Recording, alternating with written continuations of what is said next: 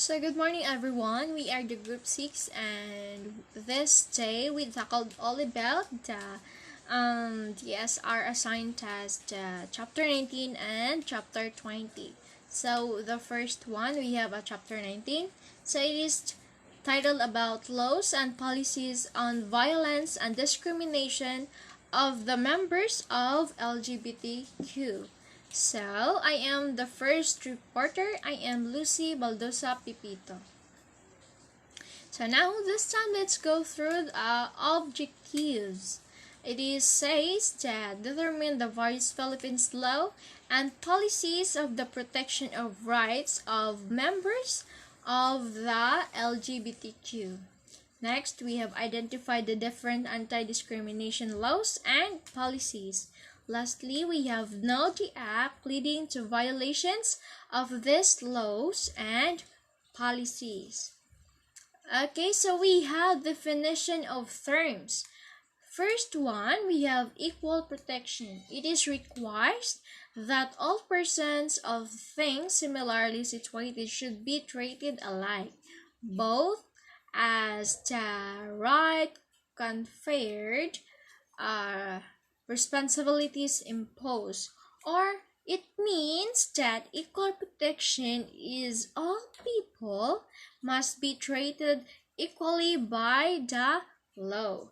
Next, we have due process. It's a principle that the government must respect all the person's legal rights, as this ensures that all laws and legal proceedings must be fair and equal for all. Or it means that due process is a citizen's fair treatment within the rules of a government's legal system.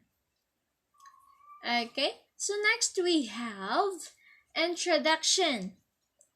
The introduction of the 1987 Constitution, or Equal Protection and Due Process Clause. Okay, so the 1987 Philippine Constitution states that the state values the dignity of every human person and guarantees full respect for human rights. Apart from this, the 1987 Constitution enshrains in its due process and equal protection clause that it says that no person shall be deprived of life, liberty, or property without due process of laws. Nor shall any person be denied the equal protection of the laws. That is Article 3, Section 1, 1987 Philippine Constitution.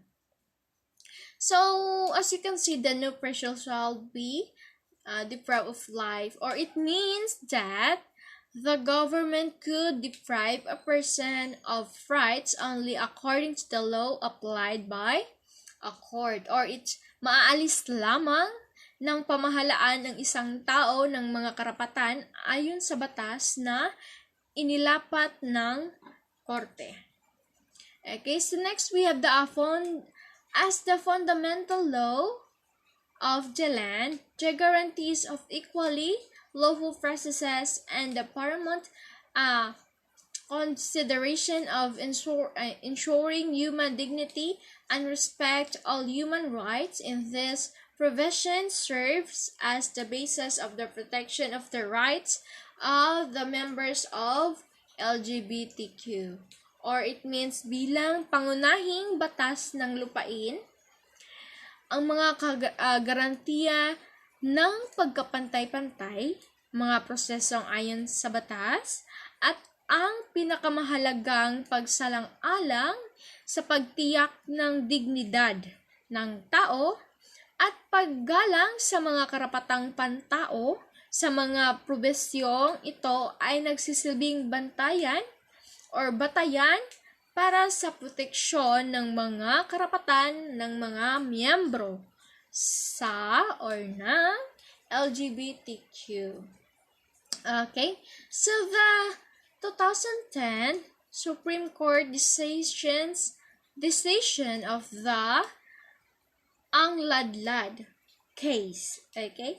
Ang Ladlad LGBTQ party list, Comelec RJR 190528. It is April 8, 2010. Considered the bread of the Equal Protection Clause in the Constitution. The court ruled in favor of allowing the or Ang Ladlad to be a party list, reasoning that from the standpoint of the political process, the lesbian, gay, bisexual, and the transgender have the same interest in participating in the party list system on the same basis in other political party lists similarly situated.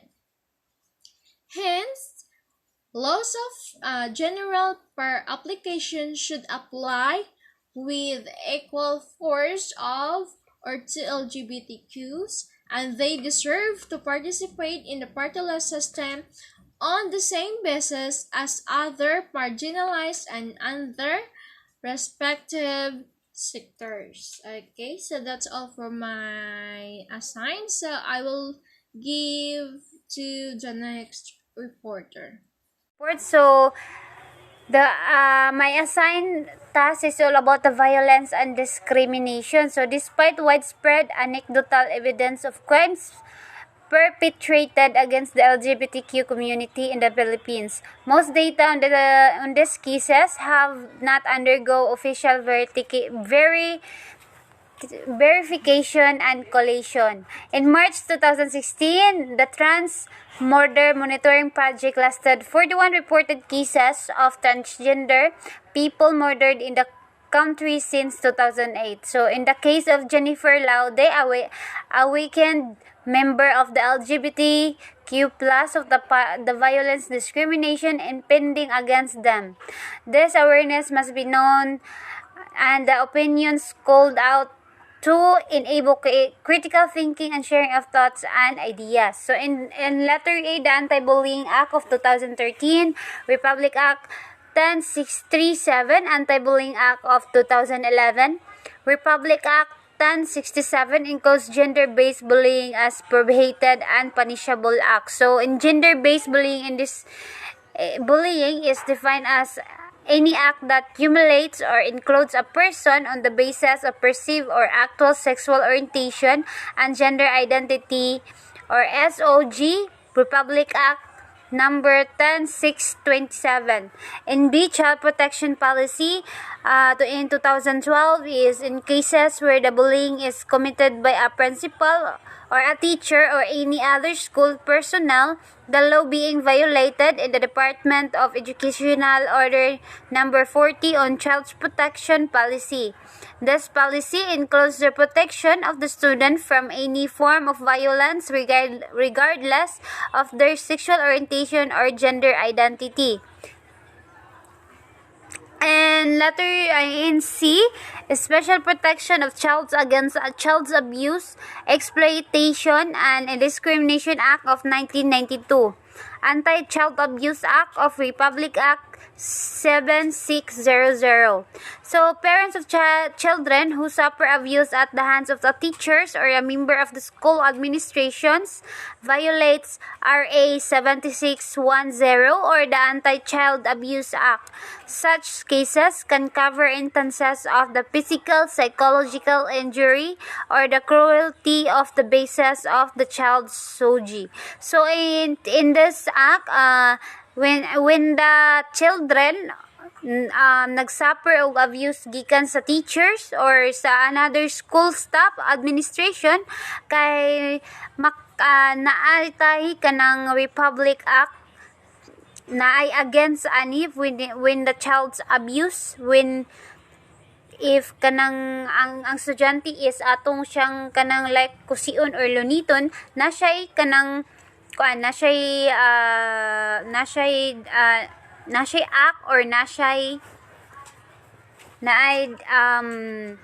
what is this kanang naay naay makakaso siya sa usa ka estudyante if imo siyang luniton kay this is the because naay special protection ang children or kanang against child's abuse in Exploitation and Discrimination Act of 1992. Discrimination by the Catholic Church.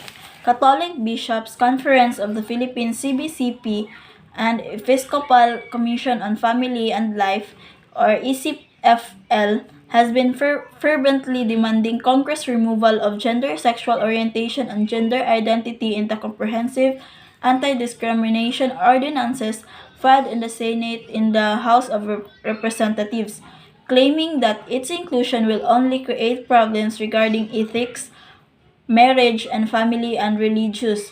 The reasons that the difference in sex or gender does not belong to the same level as the difference in race, color, religion, or ethnicity.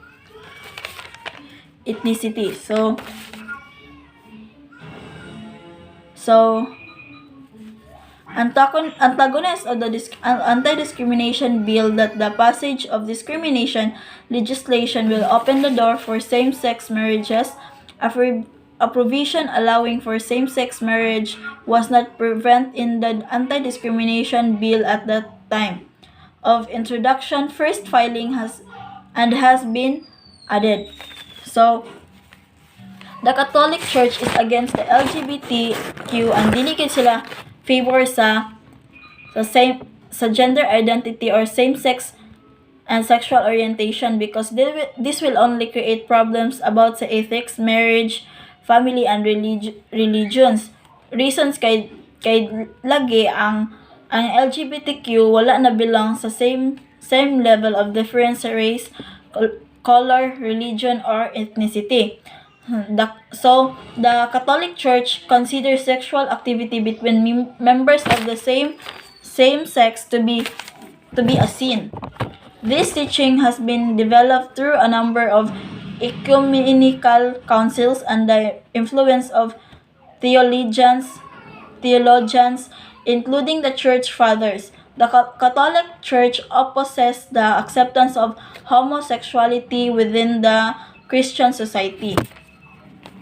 And next is the participation of the members of LGBTQ in public life. So, Article 25 of the Convention provides for the right of each citizen to participate in public affairs, vote, and equal access to public service in the country. These rights are provided free for unreasonable restriction and free from distinctions made based on sex, which as mentioned above includes sexual orientation. So Article 25 states that the citizen have the right to the enjoyment of the highest attainable of health without discrimination. So ang LGBTQ, especially the LGBTQ, kanang deserve po nila ang ma-enjoy. So the LGBTQ members were at the higher risk of bullying and discrimination. So makita man gid nato karon no nga kasagaran gid sa mga LGBTQ, especially sa diri sa tuwa kasagaran man kanang bayot, gay, or kanang lesbian. So makita jud nato sa society nga ginabully sila o gina-discriminate, especially katong mga dili mag-formal nga kanang mga members sa LGBTQ kanang magkiat-kiat sila. So each citizen must have the right to participate in public affairs, vote, and have equal access to public service in the country. So kita tanan natay right. So bisan unsay buhaton nila, as long as wala sila na pasakitan nga tawo, so pasagdaan na to sila. And that's all.